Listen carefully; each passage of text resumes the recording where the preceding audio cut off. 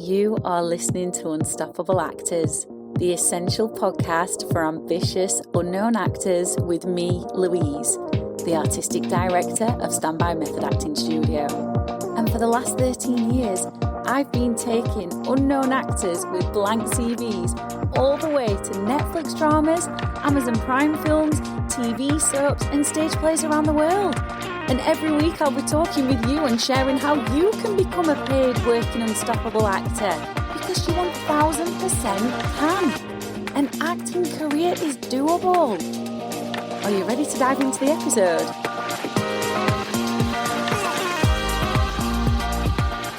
Welcome to another episode of the podcast. We are going to be taking a look into how you can unleash your most captivating performances. One of the biggest things I get asked about is, how do I connect more to the emotional life of the character? How do I connect more to the character? And when we can accomplish both of those things, of course, we are going to create our most captivating performances.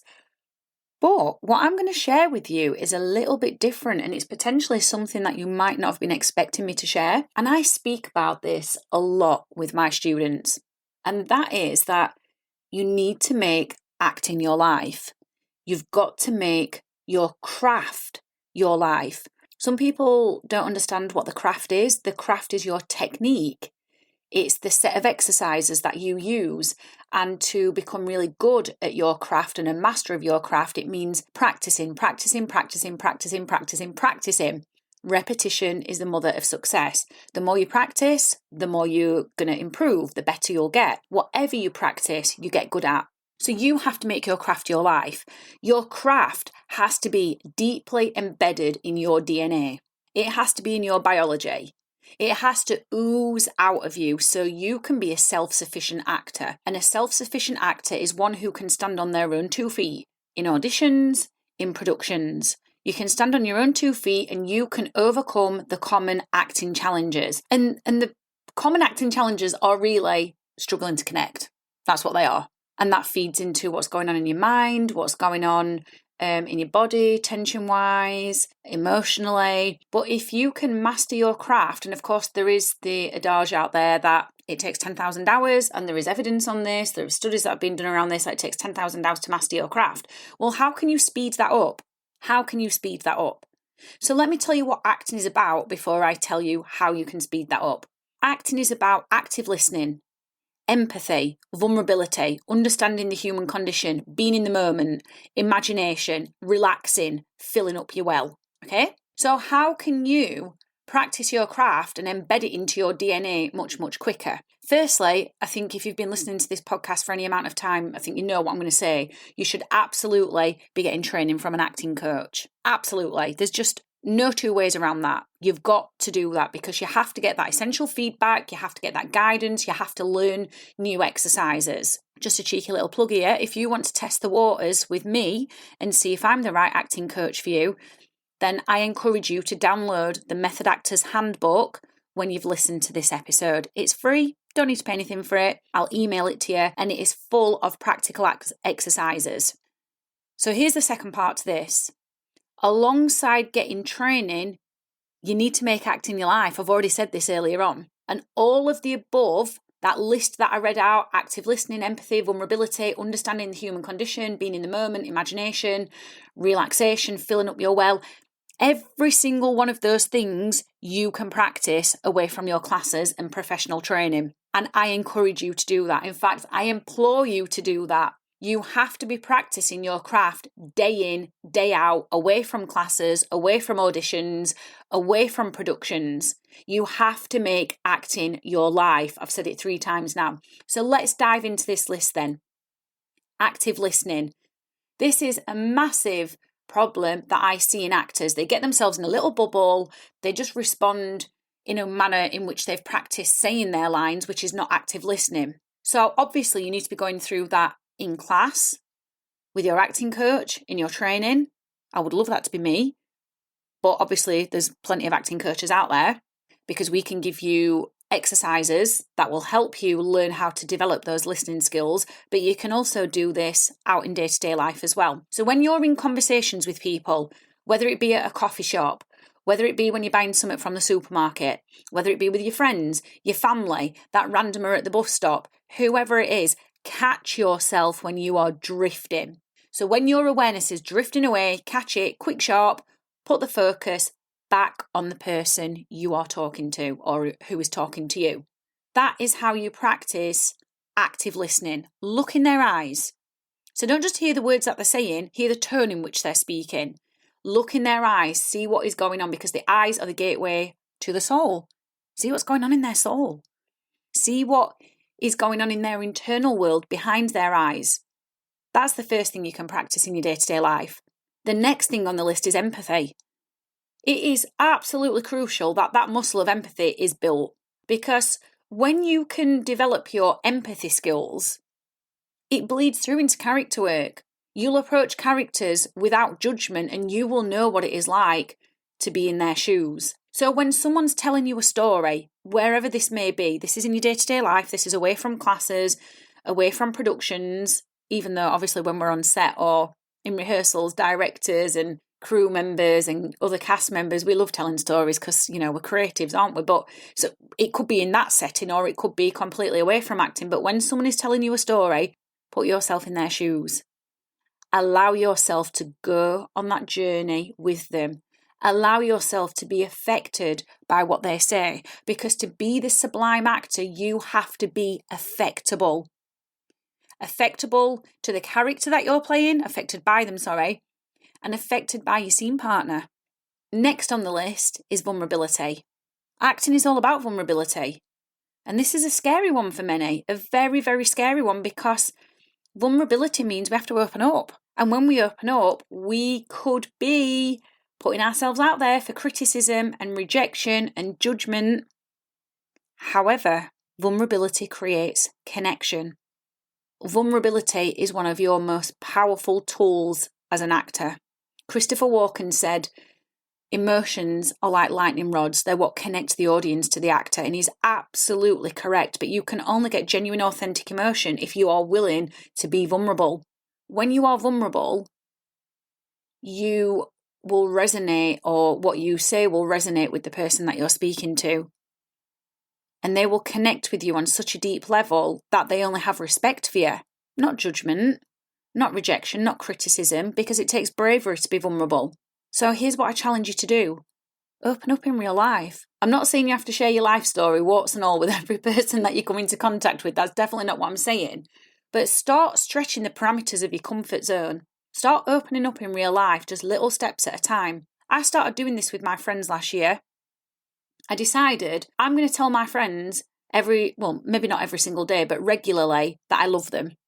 It's not something that I've been conditioned to do. It's not something I've been taught to do. I wasn't brought up in a family that said they loved each other. So that was a little bit scary for me, because showing that love for a friend could make a friend feel a bit icky.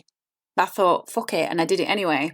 So I started telling them I love them, and it has only improved our relationships. And in fact, they tell me that they love me regularly as well. And it is lovely, so lovely to hear that.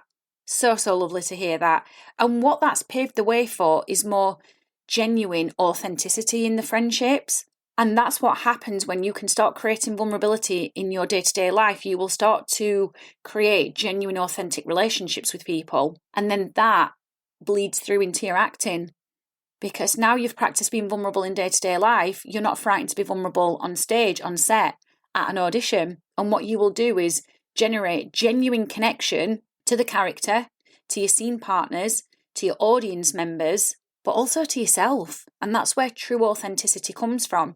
It's only the ego that holds us back with vulnerability, because the ego wants to keep us safe. The ego is not about being arrogant.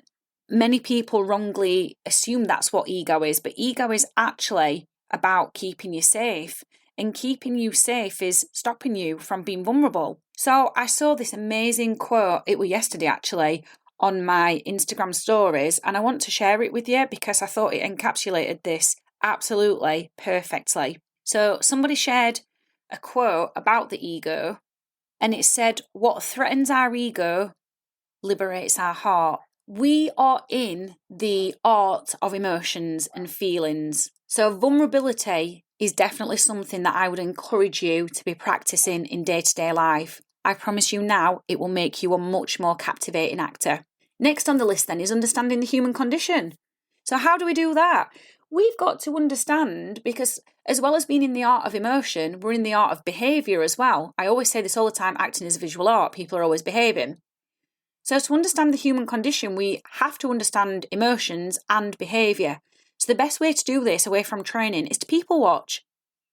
Go and sit out in a coffee shop for an hour. People watch without judgment, without criticism of how people are behaving and how they're talking, without projecting your stuff onto them. Just watch from a completely neutral place. You will start to understand the human condition very quickly. And you can also read plays. I highly encourage you to read plays, not TV scripts, not film scripts, plays. Plays are very dense, very well written. Playwrights such as Shakespeare, you might not feel like Shakespeare is your thing, but Shakespeare is very good about writing the human condition. Chekhov, very, very good to read, very good for delving into the human condition. David Hare, all these playwrights are brilliant for learning about the human condition. So read plays and go out and people watch. We've got being in the moment as well. Being in the moment is so, so important. So many actors struggle with this. This is one of the biggest acting challenges I see, because when you're not in the moment, you're in your head. When you're in your head, you're not in the character. How can you practice this in day-to-day life then? Go out in nature. Go and take a walk and practice being present with all 5 senses. Take in the smells of where you are. Take in what you can see, all the details. Take in what you can feel physically, not just your emotions, but maybe your emotions as well.